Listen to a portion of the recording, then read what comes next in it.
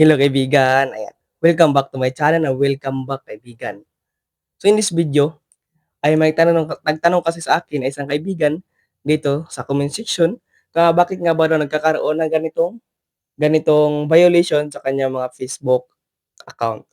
So isa siyang bagong content creator dito din yun nga nagkaroon siya ng ganitong violation. So bakit nga ba nagkakaroon ng ganitong mga violation sa ating mga Facebook account monetization?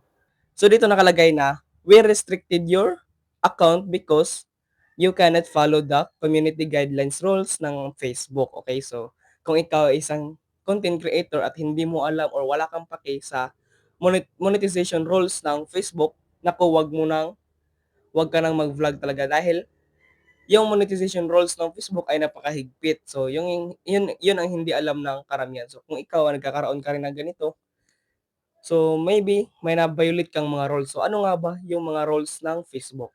Okay, yung unang rules ay don't drink too much alcohol, okay? So, yung mga nagba-vlog diyan na nag-iinom, na nagpapakalasing, naku, bawal talaga 'yan dahil puwede rin 'yan mapanood ng mga minor na mga bata, 'di ba? Then bawal po talaga 'yan i-promote kasi nagpo-promote ka ng mga illegal.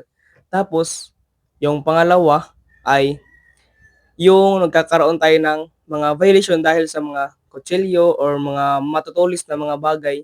So, bawal talaga yan dun sa Facebook. So, basahin niyo po yung mga article nila dyan sa baba sa monetization, monetization guideline rules nila.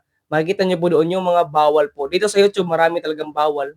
Then, pangatlo ay yung droga. So, yung mga illegal drugs, bawal din yan. Bawal na bawal talaga yun. So, kahit saang platform, bawal po talaga yan, okay? So, yung pang-apat naman ay yung nagpo-promote tayo ng mga fake or fake na mga bagay or sugal o nag-i-scam tayo sa mga kapwa natin.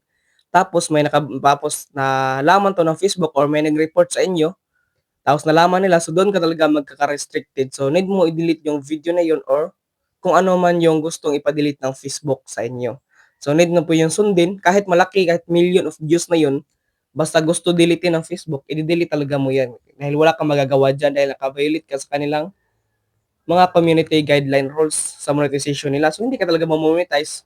Sayang lang effort at mga ginagawa mong content.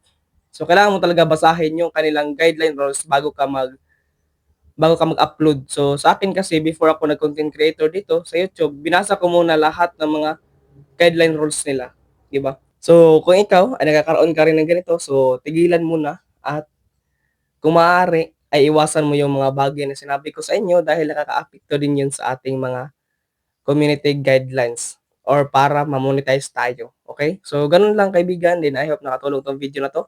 At kung nakatulong 'to sa inyo, I don't forget to like and subscribe para malaman ko rin kung sino pa yung mga natulungan ko dito sa video natin ngayon. Maraming salamat sa kaibigan sa panonood and God bless.